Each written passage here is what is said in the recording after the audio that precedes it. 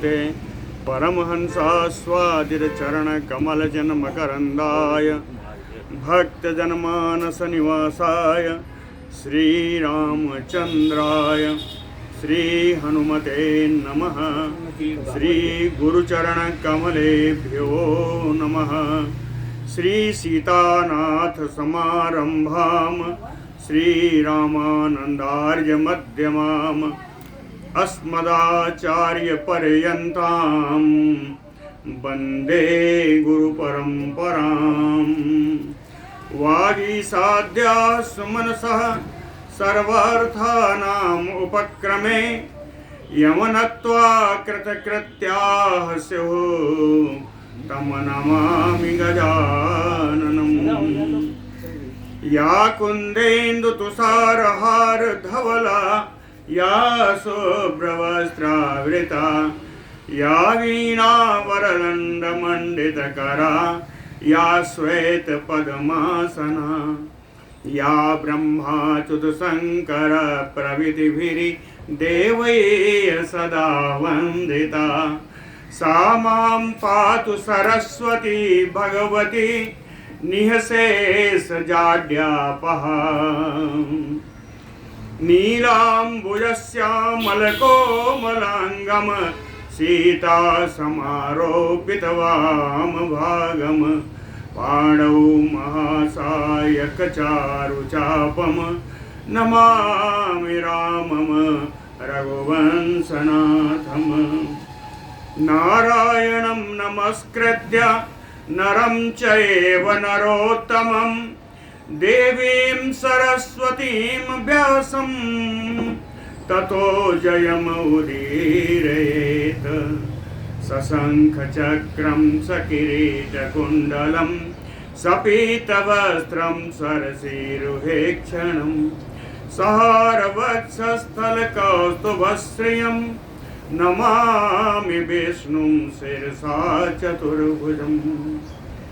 शान्ताकारं भुजगशयनं पद्मनाभं सुरेशं विश्वाधारं गगनसदृशं मेघवर्णं शुभाङ्गं लक्ष्मीकान्तं कमलनयनं योगिभिर्ध्यानगम्यं वन्दे विष्णुं भवभयहरं सर्वलोकैकनाथम्। जय सुखदेव मुनीश्वर यदुपतिदास अनन्य जयति वादरायण चरण करण मोहि जगधन्य। भक्ति भक्त भगवंत गुरु चतुर्नाम बप एक इनके पद वंदन किए नासै विघ्न अनेक। बोलो श्री सीतारामचंद्र भगवान की जय। बोलो बाके बिहारी लाल की जय।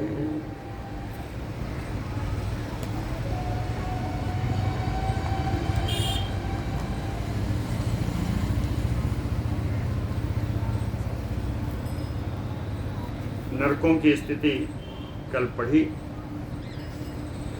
पूरा विवरण बताया, उनसे मुक्ति का उपाय भी बताया और अंत में कहा है पराशर जी, अरे मैत्रेय जी, जो आपने पूछा वो सब मैंने बता दिया, अब आप क्या पूछना चाहते हैं?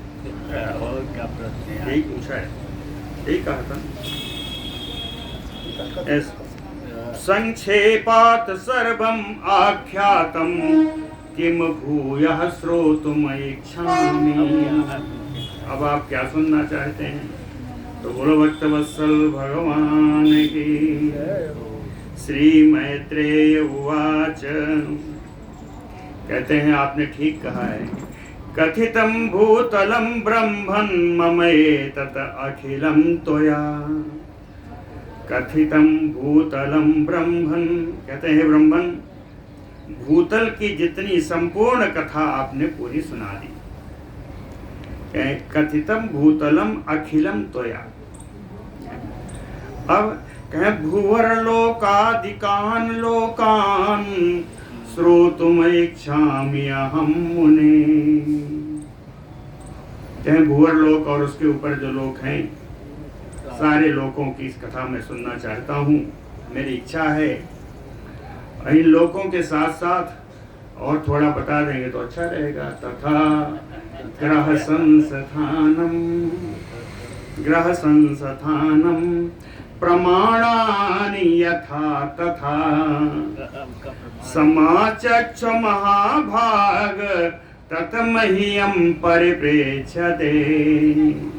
इन लोकों के अतिरिक्त ग्रहों की स्थिति, ग्रहों का विस्तार जिस प्रकार का है वैसा ही हे महाभाग ततमह्यम परिप्रेक्ष्यते, यह मैं आपसे पूछ रहा हूँ। समाचक्ष, आप कृपा करके बतावें। श्री पराशर उवाच, कहते हैं रविचंद्रमसो यावत मयूखैः अवभास्यते ससमुद्र सरित शैला तावती पृथ्वी स्मृता।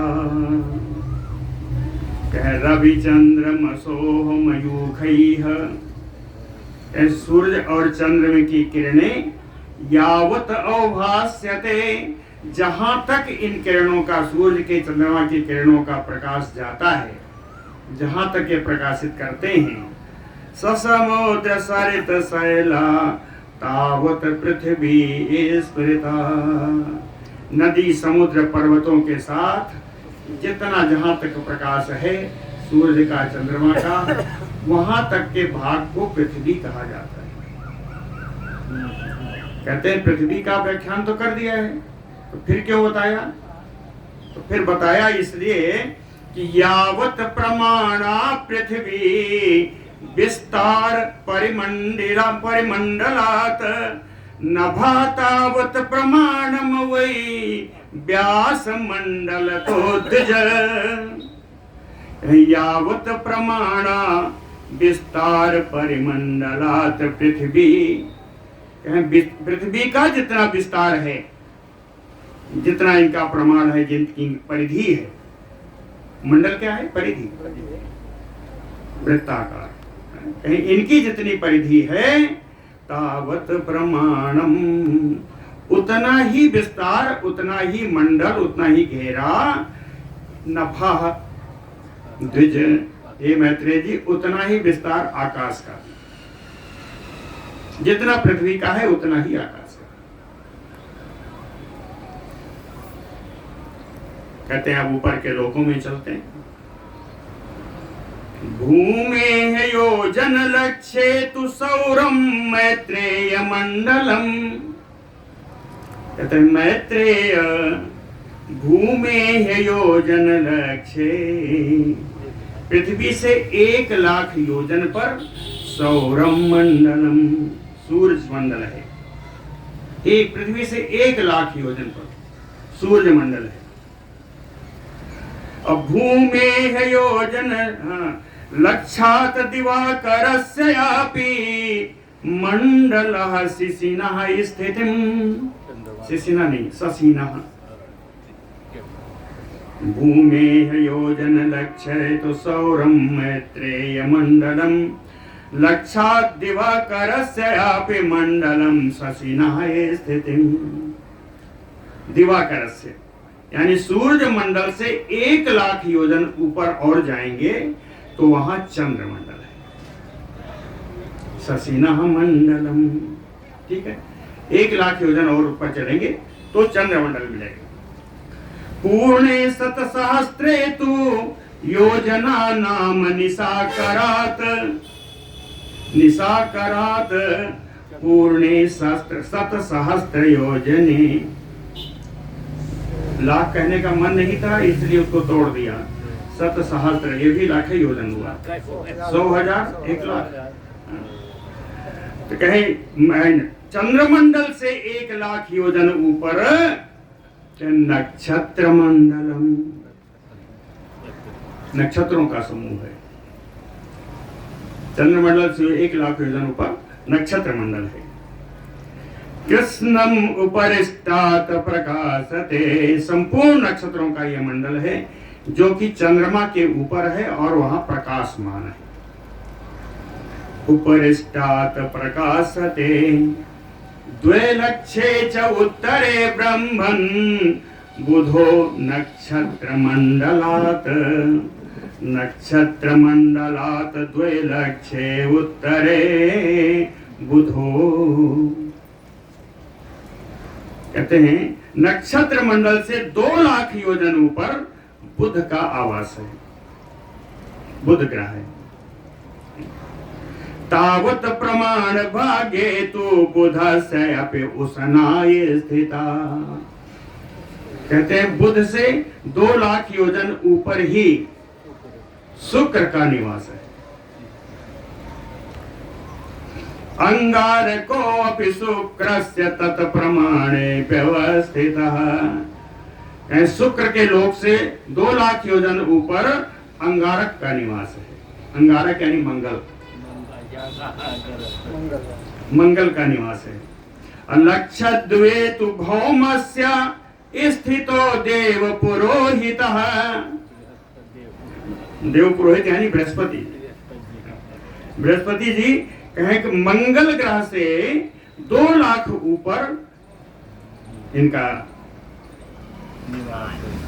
मंगल से ही है ना। हाँ, मंगल से 2 लाख ऊपर बृहस्पति जी का निवास है। और सौरि बृहस्पते च ऊर्ध्वं 2 लक्षे सम अवस्थितः। और शुक्र से ऊपर 2 लाख योजन ऊपर शनि का निवास। सप्तर्षि मंडलम तस्मात् लक्ष्यम एकम द्विजोत्तम। कहते हैं श्रेष्ठ ब्राह्मण मैत्रेय जी, इस शनि के ऊपर 1 लाख योजन ऊपर, शनि मंडल से 1 लाख ऊपर, 1 लाख योजन ऊपर सप्तर्षियों का मंडल है। सप्तर्षि मंडलम तस्मात् लक्ष्यम एकम द्विजोत्तम। ऋषिभ्यः तु सहस्राणाम शतात् ऊर्ध्वं व्यवस्थितः। मेढीभूतः समस्तस्य ज्योतिश्चक्रस्य वै ध्रुवः। ऋषिभ्यः सहस्राणाम शतात् यानी ये भी 1 लाख हुआ। कहते ये सप्तर्षि मंडल से 1 लाख योजन ऊपर ध्रुवा, ध्रुवलोक है। ध्रुवलोक क्या है? कहे ज्योतिष चक्रस्य मेणीभूतः समस्तस्य। सारे ज्योतिष चक्र का नाभि स्वरूप, मेरी माने नाभि, नाभि स्वरूप ध्रुव महाराज स्थित है। नाभि मतलब मध्य में है, चारों तरफ सारे नक्षत्रगण है। मेढीभूता समस्तस्य ज्योतिश्चक्रस्य वै ध्रुवः। कहते हैं त्रैलोक्यम एतत् कथितम उत्सेधेन महामुने। हे महामुनि मैत्रेय जी, यह मैंने त्रिलोकी की उत्सेध यानी ऊंचाई, त्रिलोकी कितना ऊंचा है यह मैंने आपको बता दिया। गिन लीजिए पूरा कितना है, 14-15 लाख हो योजन होगा। 14 लाख है। त्रैलोक्यम एतत् कथितम उत्सेधेन महामुने। त्रिलोकी की ऊंचाई हमने आपको बता दी, लेकिन ये जान लीजिए कि ये सब क्या है। इज्जा फलस्य भूयसा। इन सारे लोगों की भूमि केवल ये किए हुए यज्ञ का फल भोगने की भोग भूमि है। इज्जा फलस्य भूयसा, यज्ञ के फल के भोग की भूमि है। और अगर यज्ञ कहीं होता है कहें इज्जा च अत्र प्रतिष्ठिता। यज्ञों का अनुष्ठान तो इसी भूमि पर हो सकता है। यज्ञों का अनुष्ठान तो केवल इसी भूमि पर होगा।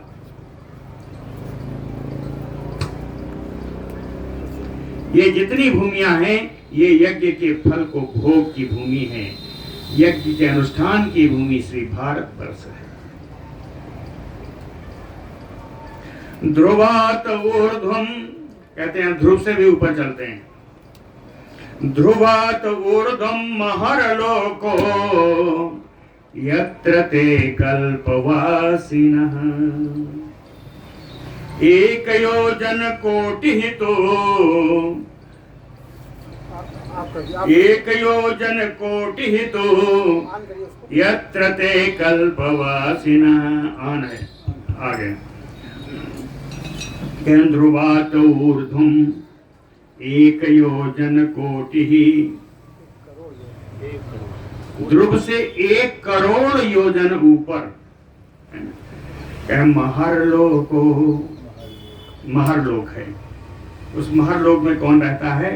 कहे यत्र ते कल्पवासिनः, एक कल्प निवास करने वाले सिद्ध मुनि जोगी लोग यहाँ रहते हैं। कल्प भर निवास, कल्प पर्यंत निवास करना। द्वे कोटि तु जनो लोको यत्र ते ब्रह्मणः सुताः सनंदनाद्या प्रथिता मैत्रेय अमल चेतसः। कहते हैं द्वे कोटि तु जने लोको, जनलोक से नहीं, ब्रह्म महरलोक से 2 करोड़ योजन ऊपर, महरलोक से 2 करोड़ योजन ऊपर कहीं यत्र ते लोको, जनो, जो लोक है वो जन लोक है।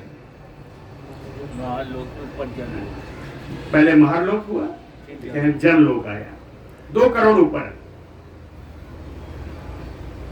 कहाँ रहता, कौन रहता है? कहीं यत्र ते ब्रह्मणः स्तुतः अमल चेतसः। यहाँ ब्रह्मा जी के पुत्र जो निर्मल चित्त वाले, कौन? सनंदनाद्याः, सनक, सनंदन, सनातन, सनत कुमार। क्या ये चारे सनातन लोग, सनत कुमार लोग, कहे मैं प्रथिता जो बड़े प्रसिद्ध हैं वो इस जन लोक में निवास करते हैं। संकादिक लोग जन लोक में निवास करते हैं। अब इसके ऊपर चले। कहे चतुर्गुण उत्तरे च ऊर्ध्वम जनलोकात, जनलोकात चतुर्गुण उत्तरे, 4 गुना ज्यादा। वो 2 योजन था, ये 8 योजन ऊपर। जनलोक से 8 योजन, 8 करोड़ योजन, 8 करोड़ योजन ऊपर एक लोक है। कहे तपः स्थितिम, ये तप लोक है, ये तप लोक है। तप लोक में कौन रहता है? कहे बैराजा यत्र ते देवताः, यहाँ बैराज नाम के देवता निवास करते हैं। दाह विवर्जिता, ये कभी दाह के भागी नहीं होते, अर्थात इनकी कभी अंत नहीं होता। अब तपोलोक से ऊपर चलते हैं। खड्गुणेन तपोलोकात् सत्यलोको विराजते। जनलोक का 6 गुना यानी 12 करोड़ योजन ऊपर तप, जनलोक से, जनलोक से ये जो परिमाण दिया है वो तपोलोक से है, अरे जनलोक से है। तो जनलोक से 4 गुने ऊपर है तपलोक, और जो जनलोक से ही 6 गुने ऊपर है तपोलोक। तो ये 12 करोड़ योजन ऊपर, 12 करोड़ ऊपर तपोलोक है। अरे तपोलोक से 12 करोड़ योजन ऊपर सत्यलोको विराजते, सत्यलोक है। जनलोक तपलोक हो चुका है, अब 12 करोड़ योजन ऊपर जो आया वो है सत्यलोक। याद कर लीजिए ना वो प्राणायाम वाला मंत्र, ओम भूर्भुवः स्वः महाजना तपा सत्यम, यही आता है। तो महरलोक हो गया, जनलोक हो गया, तपलोक हो गया, ये सत्यलोक आ गया। कहें तपोलोकात् सत्यलोको विराजते, ये सत्यलोक है। अपुनः मारकायत्र, अपुनः मारका, जहां कभी दोबारा किसी की मृत्यु नहीं होती। यहाँ दोबारा किसी की मृत्यु नहीं होती। आज आने के बाद भी नहीं होगा। हाँ, अपुनः मारकायत्र।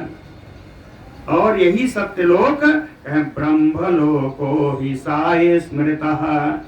इसी सत्यलोक को ही ब्रह्मलोक कहा जाता है। पादगम्यन्तु यत् किंचित् वस्तु अस्ति पृथिवीम् अयम् भूर्लोकः समाख्यातो विस्तरो अस्य मयोदितः। कहें यत् किंचित् वस्तु अस्ति पृथिवीम् अयम् पादगम्यन्तु। कहें ये मात्र पृथ्वी ही एक ऐसी जगह है जहां पर कि पाद चरण हो सकता है, जहां अपने पैरों से इच्छानुसार चल सकते हैं। मात्र पृथ्वी लोक ऐसा है। बाकी सब जगह उनके इशारे पे चलना होगा, कैसे रहना है, कैसे करना है। अनुष्ठान का कोई भूमि नहीं है, कर्म की कोई भूमि नहीं है। इसलिए पाद संचार की अगर व्यवस्था है तो इस पृथ्वी लोक सबूर लोका समाख्यातो विस्तरो अस्य मयोदितः। कहते हैं यही भूलोक है जो जिस पर पाद संचरण होता है, वो भूलोक है। इसी को भूलोक के नाम से जाना जाता है।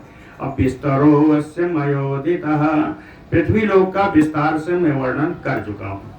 मया उदिता, मैं कह चुका हूँ। पृथ्वी लोक का विस्तार हो चुका है, वही बताया। अब कहते हैं ऊपर चलिए, जो अभी आपको बताया इतना ऊंचा ऊंचा है, उन सब में कहा कौन क्या है। भूमि सूर्य अंतरम यत च। भूमि और सूर्य, पहला ग्रह है सूर्य 1 लाख योजन पर। भूमि सूर्य अंतरम यत च, 1 लाख योजन का जो अवकाश है, सिद्धादि मुनि सेवितम। इसमें सिद्धगण मुनिगण इसमें निवास करते हैं। भूवर लोकः स अपि उक्तो द्वितीयो मुनि सत्तम। कहते हैं मुनि श्रेष्ठ मैत्रेय जी, इसी को दूसरा भूवर लोक भी कहते हैं। इसी को भूवर लोक कहते हैं। अब कहते हैं सूरज तक आ गए, तो एक एक करके बताएंगे तो बड़ा देर हो जाएगा ना। इसलिए पराशर जी कहते हैं, एक बार सुनो। ध्रुव सूर्यांतरम, सूर्य से ध्रुव के बीच में। ध्रुव सबसे ऊपर है, ध्रुव के ऊपर तो फिर आगे ये वही सब है, करोड़ योजन वाले। करोड़ वाले करोड़ वाले हैं, यानी जन लोग, मार लोग, जन लोग, तप लोग, यही है। ध्रुव सूर्यांतरम यत च। सूर्य से ध्रुव तक की जो ऊंचाई है, वो जो मैंने आपको बताया, निवतानि 14 लाख योजन है। यानी जो गिने थे वो 15 थी। सूर्य से ध्रुव की ऊंचाई 14 लाख योजन है। ध्रुव सूर्यांतरम यत च नियुतानि 14 स्वर्लोकासोऽपि गतितो लोक संस्थान चिंतकैः। लोक संस्थान चिंतकैः, लोक स्थिति के विषय में चिंतन करने वाले लोगों के द्वारा सो अपि, यह पूरा स्वर्लोक ही कहा जाता है। स्वर्लोक ध्रुव तक है ना। अभी नहीं समझ में आया। पहले भूलोक बताया, भूलोक का बताने का कोई अर्थ नहीं था। उन्होंने सिर्फ इतने बताया कि मैंने इसका वर्णन कर दिया है, लेकिन भूलोक का याद दिलाया। दूसरा 1 लाख योजन तक जो सिद्ध और मणिगण निवास करते हैं, वो भूवर लोक है। भूवर लोक से ऊपर ध्रुव के स्थान तक यह स्वर्लोक है ना। तो स्वर्लोक सो अपि गतितो लोक संस्थान चिंतकैः। लोक स्थिति का चिंतन करने वाले लोग यहाँ तक के स्थान को स्वर्लोक कहते हैं। चैत्रलोकम एतत् कृतकम मैत्रेय परिपठ्यते। कहे मैत्रेय जी, जो विद्वान लोग जो हैं, इन तीनों लोगों को, कौन आया? भू भुवा स्व, ये तीनों लोग, इन तीनों लोगों को कृतक लोग कहते हैं। कृतक। त्रैलोक्यम एतत् कृतकम परिपठ्यते, इनको कृतक लोग ही पढ़ा जाता है। और इसके आगे जनाः तपः सत्यम इति अकृतिकम त्रयम, जन, तप और सत्य, तीन वो हो गए, तीन ये हो गए। और याद करिए कौन सा बच गया? कौन बचा याद है? भूर्भुवः स्वः बता दिया, जन, तप और सत्य, तीन ऊपर वाले बता दिया। बीच में महारलोक बचा है। महारलोक सबसे पहले आता है ना, वो बीच में है। तो कहें कि तीन नीचे वाला कृतक लोग और तीन ऊपर वाला अकृतक लोग। तीन कृतक लोक हुआ और तीन ऊपर वाले कृतक लोक हो गए। जनाः तपः तथा सत्यम अकृतिकम त्रयम। अब कहते हैं कृतक अकृतकयोः मध्ये महरलोक इति स्मृतः। कृतक अकृतक के बीच में एक लोक बचा, कहे वो महरलोक कहा जाता है। महरलोक इति स्मृतः, इसीलिए महरलोक का एक और नाम और भी है, कृतका कृतक। दोनों को मिलाने, इनमें दोनों के गुण हैं। कृतक के ऊपर है, अकृतक के नीचे है, तो ये कृतका कृतक है। महरलोक कृतका कृतक है। शून्यो भवति कल्पान्ते, ये महरलोक क्या है? महरलोक में भी कल्प का प्रभाव पड़ता है, यद्यपि इसका नाश नहीं होता। महरलोक का नाश नहीं होता है? लेकिन शून्यो भवति कल्पान्ते, कल्प के अंत में, प्रलय काल में ये जन शून्य हो जाता है, ये जन शून्य हो जाता है। लेकिन अत्यंतम न विनश्यति, इसका पूर्ण विनाश नहीं होता। कल्पांत में भी ये महरलोक बना रहता है। एते सप्तमया लोका मैत्रेय कथिता तव, कहते हैं मैत्रेय जी इस प्रकार 7 लोकों का नाम और वर्णन मैंने आपसे कर दिया। एते सप्त मया लोका मैत्रेय कथिता तव, इसके पहले कहे पातालानि सप्त एव, 7 पातालों का वर्णन पहले कर चुका हूं। तो कहे 7 नीचे ले लो, 7 ऊपर ले लो, है ना? तो क्या हो गया? कहे ब्रह्मांडस्य एष विस्तरा, यही ब्रह्मांड का विस्तार है। 7 नीचे 7 ऊपर, दोनों 14 लोकों का ये ब्रह्मांड है। यही ब्रह्मांड का विस्तार है। एतत् अंडकटाहेन तिर्यक च ऊर्ध्वम् अदा तथा कपेद्धस्य यथा बीजं सर्वतो वै समावृतम्। एतत्, ये 14 लोक, पूरे 14 लोक एक अंडकटाह से, तिर्यक माने इधर उधर ऊपर नीचे, समावृतम, ये घिरे रहते हैं। ये पूरे 14 लोक अंडकटाह के द्वारा, अंडकटाह इसी को ब्रह्मांड कटाह भी कहते हैं। कटाह माने कड़ाहा, तो ये कड़ाहे में पड़े रहते हैं। ब्रह्मांड कटाह में सारा पूरा अंड, पूरा ब्रह्मांड इसके अंदर कैसे रहता है? एक उदाहरण दिया। क्या दिया? कपेद्धस्य यथा बीजम, कैठे को कभी फोड़ के देखा है? पका हुआ कैठा लीजिए, उसको फोड़ दीजिए, तो उसके अंदर बीज क्या होते हैं? बीज होता है, कहीं कहीं बीज होता है और चारों तरफ गूदा है। तो गूदे से जैसे बीज गूदे से घिरा रहता है, उसी प्रकार बीज रूप यह ब्रह्मांड चारों ओर अंडकटाह से घिरा रहता है। और कपित्थ का एक उदाहरण लेने का एक अर्थ और भी है। कपित्थ में एक से ज्यादा बीज होते हैं, कुल बीज ही होता है, और हर बीज वैसे ही एक दूसरे से अलग रहता है। कवर रहता है। कवर रहता है, कोई बीज एक दूसरे से छुआ नहीं रहता, सब अलग रहता है। तो इसका उदाहरण यह है कि यह एक ब्रह्मांड तो वो हो गया एक बीज ब्रह्मांड है ना, और वो चारों तरफ से अन्नकटा से घिरा हुआ है ना। इसी तरह के न जाने कितने ब्रह्मांड यहाँ पर घूम रहे हैं। जिस तरह कपित्थ के फल में जितने बीज घूम रहे हैं, उतने ही लाखों करोड़ों हजारों ब्रह्मांड घूम रहे हैं। एक कपित्थ बीज का उदाहरण है, इसलिए दिया, वही आगे आएगा। कहे एतत् अंड कटाहेन, जिसको मैंने बता दिया है, तिर्यक चा ऊर्ध्वम अधः तथा कपित्थस्य यथा बीजम सर्वतो वै समावृतम।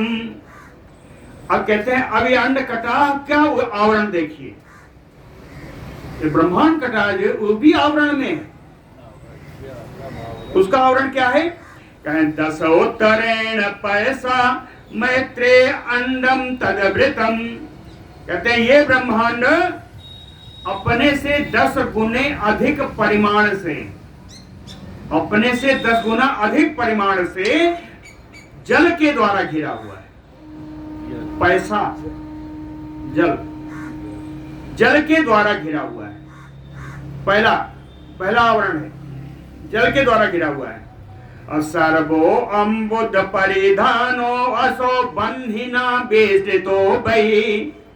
जल के बाद कहें उतने ही परिमाण से अग्नि के द्वारा घिरा हुआ है। जल के बाद दूसरा आवरण अग्नि का। बन्ही च वायुना वायु मैत्रेय नभसावृता। अग्नि वायु के लेयर से, वायु के स्तर से घिरा हुआ है, और वायु आकाश से। जल यही जो है हाँ यही है, पंचभूती है। भूतादिना नभासोपि। कहें ये नभ, ये आकाश जो है, यह भी भूतादिना, भूत के विशेष कारण भूत तामस अहंकार से घिरा हुआ है। ये आकाश भी तामस अहंकार से घिरा है। सोपि महता परिवेष्टिता। और ये अहंकार भी महत्त्व से घिरा हुआ है। पंचो दो, ये हो गया सातावरण, सप्तावरण है। लेकिन कहते हैं कि 10 उत्तराणि अशेषाणि मैत्रेयतानि सप्तवै। ये सातों आवरण एक दूसरे के अपेक्षा 10 गुना अधिक है। जितना ऊपर ऊपर जाएंगे 10 गुना इनका विस्तार अलग ज्यादा होता जाएगा।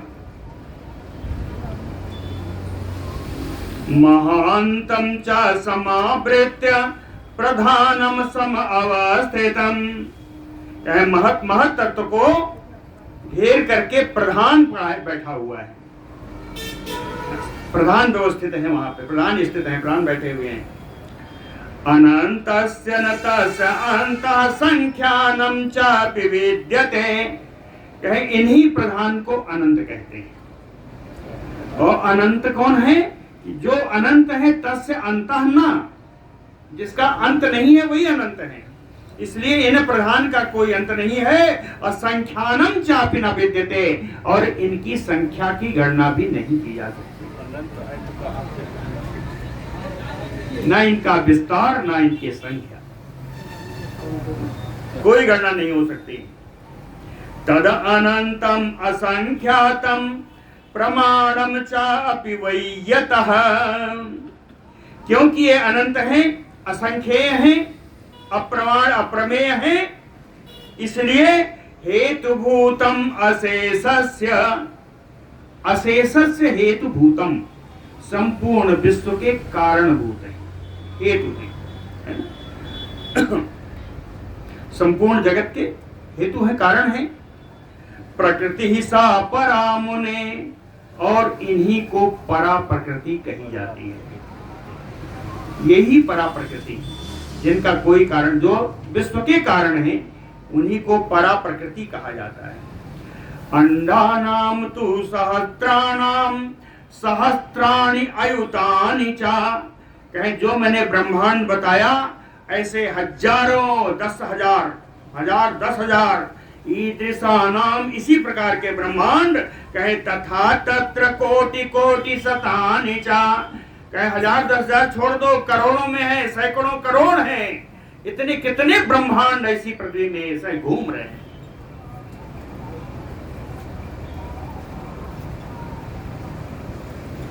दारुणि अग्नि यथा तैलम तिले ततवत पुमान यपि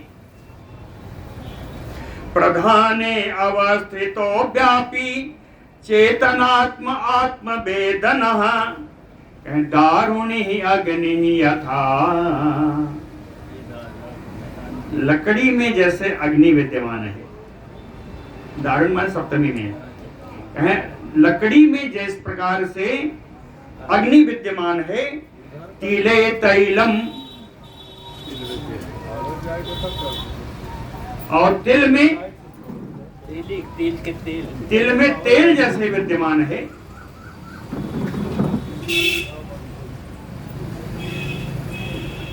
प्रधाने अवस्थितो व्यापी चेतनाम आत्मविन्दतः, उसी प्रकार आत्मवेदना, आत्मवेदना का अर्थ होता है स्वयं प्रकाश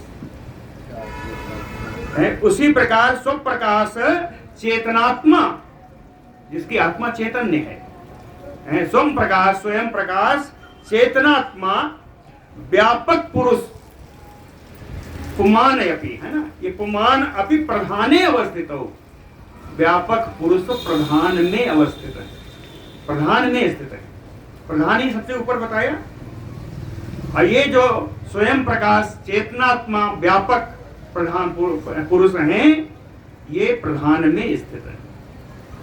प्रधानम चा पुमान चैव सर्वभूतात्म भूतया विष्णु सत्या महाबुद्धे वृतौ संश्रय धर्मिणौ, कहते हैं महाबुद्धे, ए महान बुद्धिमान श्री मैत्रेय जी, प्रधान पुमान चैव, प्रधान और पुरुष दो हुए, प्रधान और पुरुष संश्रय धर्मिणौ, संश्रय यानी एक दूसरे के आश्रयभूत,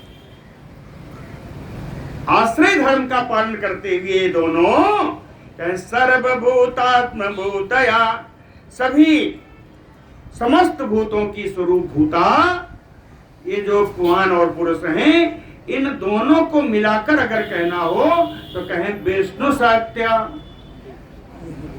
ये दोनों ही भगवान विष्णु की शक्तियां हैं, प्रधान और पुरुष, ये दोनों भगवान विष्णु की शक्तियां हैं। तो भगवान विष्णु तो इनका उद्भव भी होता है, पालन भी होता है, संहार भी होता है, तो इन्हीं दोनों शक्तियों से कैसे होगा, अब बताते हैं, देखिए कैसा सुंदर है, बहुत सुंदर श्लोक। तयोः स एव पृथक् भाव कारणं संश्रयस्य च अक्षोभ कारणभूता च सर्ग काले महामते, ए महान बुद्धिमान, जब एक प्रधान पुरुष में पृथक भाव का गुण आ जाए, प्रधान और पुरुष एक दोनों से अलग होने लग जाए, तो समझ लेना प्रलय काल आ गया। समझ में आया? जब इनका प्रधान और पुरुष दोनों से अलग होने लग जाएं, तो समझ लेना कि ये प्रलय आ गया। कहे संश्रयस्य, जब एक दोनों का आश्रय लेकर के रहने लगे, तब समझ लो आराम से जग चल रहा है, यानी पालन हो रहा है। जब वहीं पर सर्ग काले, सृष्टि काल में, के क्षोभ कारण भूता, इन गुणों में तन्मात्राओं का क्षोभ, तन्मात्राओं में अहंकार का क्षोभ, यानी भिन्न प्रकार के विकार उत्पन्न करके ये सृष्टि करते हैं।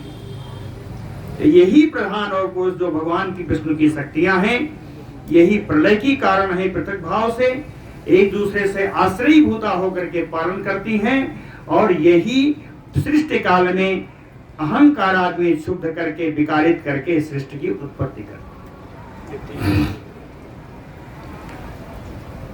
नहीं समझ में आया? कहें एक उदाहरण दिया, जानते थे कि समझ में नहीं आएगा, बड़ा बढ़िया उदाहरण दिया। कहें यथाशक्तम जलम वाते जले वातो, यथाशक्तम जले वातो बिभर्ति कणिका सतम। कहते हैं जल के संसर्ग में जब वायु आएगी, सक्तो यानी मिल जाती है, यथा जले सक्तो वातो, जल से जब वायु का संसर्ग होता है तो कणिका सतम बिभरते, तो जल की सैकड़ों कणिकाएं, हजारों कणिकाएं वायु धारण कर लेती है। वायु हो जाती है ना, नम हो जाती है। कूलर चलता है आपका, कूलर देख लीजिए क्या है, जो हवा से निकलती है जल कणिकाओं को लेके चलती है, आपको आनंद आ जाता है। तो वही कहा कि तथासक्तम यथासक्तम, जिस प्रकार से जल के संसर्ग में आने वाली वायु जल की कणिकाओं को अपने ऊपर धारण करती है, या और दूसरा उदाहरण नहीं, इसका जो उदाहरण दिया उसका देख लीजिए। शक्ति सा अपि तथा विष्णु प्रधान पुरुषात्मकम, उसी प्रकार भगवान विष्णु के ये शक्तियां जो पुमान और प्रकृति पुरुष हैं, प्रधान और पुरुष हैं, ये दोनों जब एक दूसरे के संसर्ग में आते हैं तो एक दूसरे को धारण करते हैं। उनके गुण ये धारण कर लेते हैं, एक दूसरे को नहीं धारण करते। प्रधान के गुण को या पुरुष के गुण को प्रधान धारण कर लेते, और इन्हीं से उत्पत्ति होती है। कहते हैं उत्पत्ति कैसे होती है?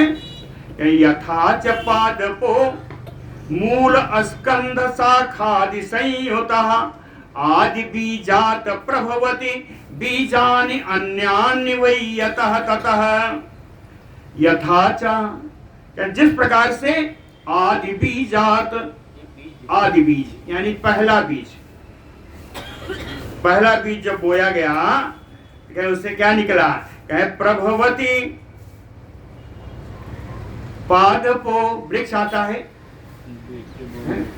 वृक्ष की मूल आती है, जड़ आती है, स्कंध यानी तना आता है, उसमें शाखाएं निकलती हैं, उसमें पत्ते आते हैं, इन सबसे युक्त होकर के और अंत में जब फूल आता है, फूल के बाद आदि बीजाति प्रभवति बीजानि अन्यानि वैयतः, दूसरे बीज भी इसी बीज से उत्पन्न होते हैं। फूल के बाद बीज आता है,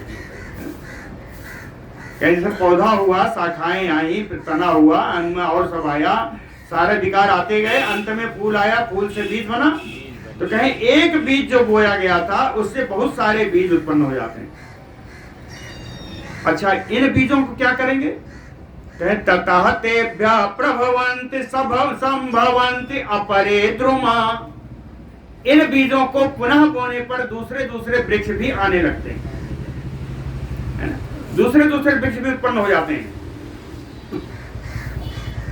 और ये दूसरे वृक्ष जो आते हैं ये भी देखो कितना वो है कि ते अपि तत्लक्षण द्रव्य कारण अनुगता मुने, जिस बीज से जो वृक्ष निकलता है वो पहले वाले वृक्ष के समान लक्षण वाला होता है, पहले वाले वृक्ष के समान द्रव्य वाला होता है, उसी प्रकार के उसके कारण भी होते हैं। तो लक्ष्य द्रव्य कारण अनुगता मुने, इन सब का वो अनुगत कर लेता है। आम के बीज में इमली नहीं होती, आम ही होगा ना। तो वही बताया कि लक्षण द्रव्य और कारण इन तीनों का एक ही होता है, बीज ही उनको अनुगत कर लेता है। विशेषांताम एवं अव्याकृतात पूर्वम जायन्ते महत आदयः, कहें एवं अव्याकृतात पूर्वम, कहते सबसे पहले अव्याकृत प्रधान आया। अव्याकृत जो अस्पष्ट था, जिसको किसी ने देखा नहीं, अव्याकृत प्रधान आया और उससे जायन्ते महत आदयः, उससे महत तत्व आदि की उत्पत्ति हो गई। महत्व तत्व से पंचभूत आए, फिर तन्मात्राएं आई, फिर अहंकार आया, है ना। विशेषांता तथा तेभ्या, कहे इनके अंत एक दूसरे से विकारित होते हुए अंततो गत्वा संभवन्ते असुरादया, इनसे देवता असुर सवा के उत्पन्न हो गए। यही सृष्टि का क्रम है, जैसा बीज का क्रम था। कहतेभ्या पुत्रा तेषाम च पुत्राणाम अपरे सुता, जिस प्रकार से बीज से तमाम बीज बने और सारे पेड़ बनते गए, कहे उसी प्रकार कि तेभ्या पुत्रा, जो असुर असुर बने इनके भी पुत्र हुए, तेषाम पुत्राणाम, उनके भी पुत्र हुए, और इस प्रकार से अपरे सुता।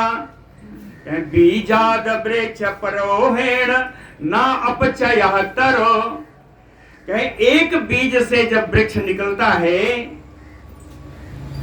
तो वह बीज, वह वृक्ष जिस वृक्ष से के बीज से निकला है उस वृक्ष को नुकसान नहीं करता, उस वृक्ष को हानि नहीं पहुंचाता।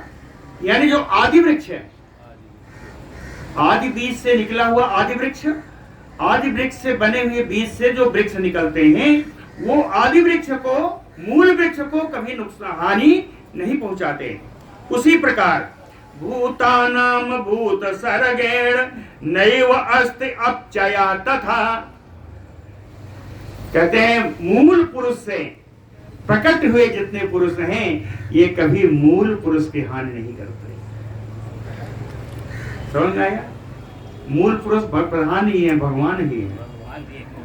तो इन्हीं भगवान से उत्पत्ति हुई जितनी है, क्या ये कभी भगवान का भी नुकसान करते हैं क्या? अर्थात मूल पुरुष जो है कभी उनका नुकसान नहीं होता, कभी उनकी हानि नहीं होती। कहते हैं, एक और सुंदर उदाहरण दिया, व्रीह बीजे, व्रीह माने धान, धान का बीज है, धान का बीज बोया गया तो क्या क्या निकलता है धान के बीज से, कितने दिन के बाद कैसे चावल बन जाता है। तब व्रीह बीजे यथा मूलम, पहले मूल आया, जड़ होगी, फिर कहे थोड़ा सा निकलेगा, ऐसे ही है ना। कहे नालम, वो नाल है, पत्र अंकुरौ तथा, फिर पत्र आएगा, फिर अंकुर निकलेंगे, कांडम, फिर उसका तना आएगा, कोसह, तो फिर उसकी बाली आएगी, है ना, पुष्पम, उसके फूल आएंगे, क्षीर, कहें धान में दूध आ गया ना, कहते हैं काले दूध न पाया पानी, धान मरा बीज जवानी। ये पानी नहीं पाएगा तो उसमें दूध भी आता है। तो कहें पुष्पम क्षीरम, फिर जब धान बनेगा कहें तदवत च तंडोला, तब जाके चावल बना, है ना। तो पूरा श्लोक सुन लीजिए, बड़ा सुंदर श्लोक है। कहें व्रीह बीजे, एक श्लोक हम बीच में छोड़ गए हैं। सन्निधानात् यथा आकाश कालाद्या कारणं तरोः तथैव अपरिमाणेन विश्वस्य भगवान हरिः यथा आकाश कालाद्या कारणं तरोः। वृक्ष का जब बीज बोया गया तो उसमें कारण कौन बनेगा? आकाश, समय। आकाश का अर्थ है भूमि, जल, आकाश आदि, ये जो पंचभूत है। क्या कोई बीज बिना भूमि के होगा क्या? बिना जल के होगा क्या? प्रकाश चाहिए, जल चाहिए। तो कक्षा 3 में पढ़ाया था ना कि 3 चीजें जरूरी हैं, जल, हवा, पानी और जल। हवा, पानी और भूमि, है ना। तो ये जो है कहते हैं कि यथा सन्निधात आकाश कालाद्या कारणम तरोह, वृक्ष का कारणभूत पृथ्वी, पानी आदि है। जिस प्रकार ये मिलते हैं सन्निधात, इनका जब सानिध्य होता है, एक दूसरे से मिलते हैं, तब वृक्ष बनता है। तथैव, उसी प्रकार से भगवान हरि विश्वस्य परिमाणेन। भगवान हरि भगवान विष्णु ही इस जगत के आदि कारण है। एक पेड़ है, उसके लिए कारण की आवश्यकता है, तो वो इस विश्व के लिए कारण नहीं चाहिए। तो विश्व के कारण भगवान विष्णु। अब आइए, व्रीह बीजे, अर्थ बता दिया है, पहले पढ़ रहे हैं श्लोक के लिए। व्रीह बीजे यथा मूलम नालम पत्र अंकुरौ तथा कांडम कोशः तु पुष्पम क्षीरम तद्वत् च तंडुला।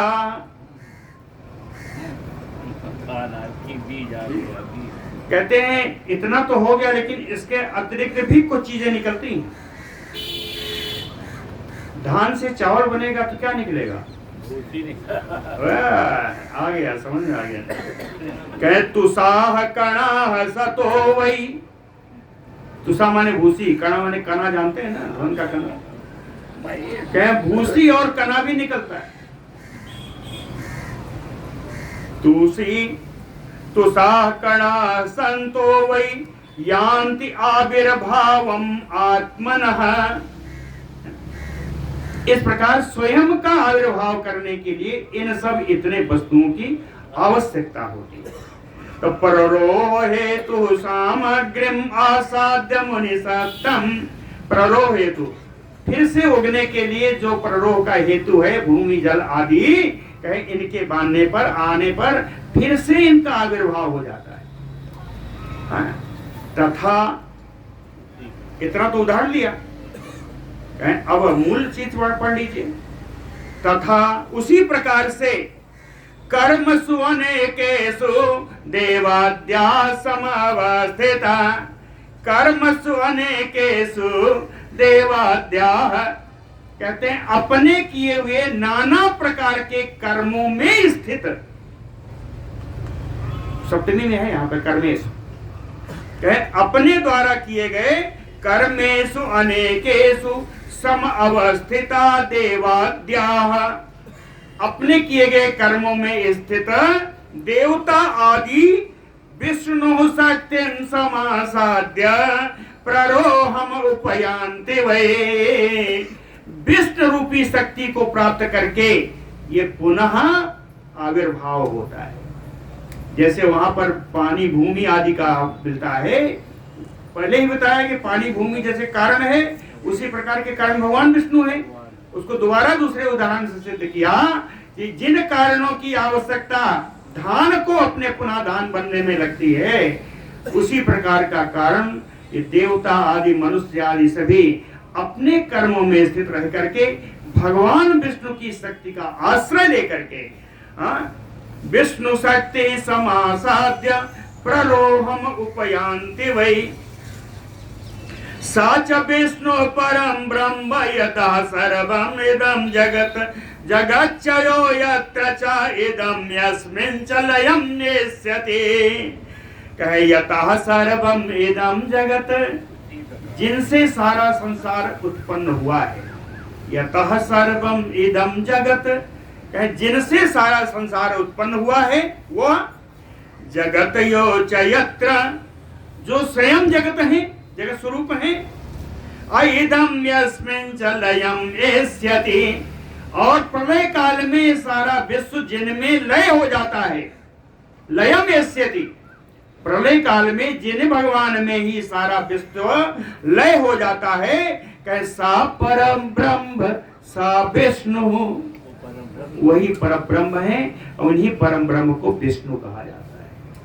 सा पर ब्रह्म विष्णु तत ब्रह्म परमं तत परम धाम।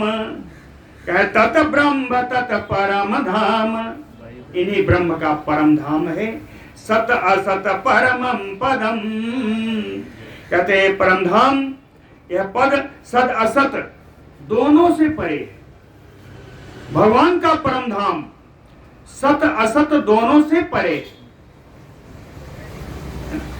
असत क्या कहने का, परे का अर्थ यह है कि सत और असत से विलक्षण है। सत और सत से ये धाम भगवान का परम धाम विलक्षण। तस्मिन्नेव यस्य सर्वम अभेदेन यह चेतत चराचरम अभेदेन, बिना किसी भेद के ये चराचर जगत पूरा भगवान से ही उत्पन्न है, इनमें कोई भेद नहीं। सएव मूल प्रकृति व्यक्त रूपी जगत च, ये भगवान विष्णु ही मूल प्रकृति है।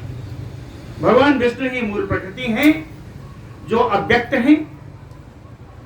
भगवान विष्णु अव्यक्त है ना, क्या यही मूल प्रकृति है? इन्हीं अव्यक्त मूल प्रकृति से व्यक्त जगत उत्पन्न होता है। समझ आ गया ना? अव्यक्त मूल प्रकृति रूपी भगवान से व्यक्त जगत, यानी जो जगत दिखाई पड़ रहा है वो अव्यक्त से उत्पन्न है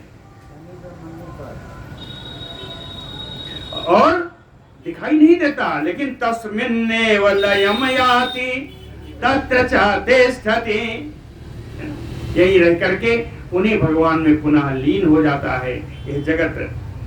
तो अर्थात कहने का क्या, अंतिम श्लोक बहुत सुंदर दिया है, कहे कर्ता क्रिया नाम सा च इज्जते क्रतुः, सारी क्रियाओं के करने वाले स्वयं भगवान है। क्रियाणाम कर्ता, यज्ञादि क्रियाएं, यज्ञादि क्रियाओं के कर्ता वही भगवान विष्णु हैं। सा इज्जते क्रतो, और उन्हीं का यजन किया जाता है। यज्ञ कर्ता भी कहते हैं ना, बिना भगवान की कृपा से कोई यज्ञ नहीं होता। तो भगवान ही यज्ञ को करने वाला है, उन्हीं भगवान के लिए यज्ञ किया जाता है। कहे सतत कर्म फलम च तस्य, यज्ञों के कर्म के, यज्ञ कर्म के फल भी स्वयं भगवान है। और सुख आति यद साधनमयपि अशेषम, सुख श्रुवा आदि जितने साधन हैं यज्ञ करने के, ये सब स्वयं भगवान है, ये सब स्वयं भगवान है। हरे हना किंचित व्यक्ति रस्ते, कहते हैं भगवान विष्णु से अतिरिक्त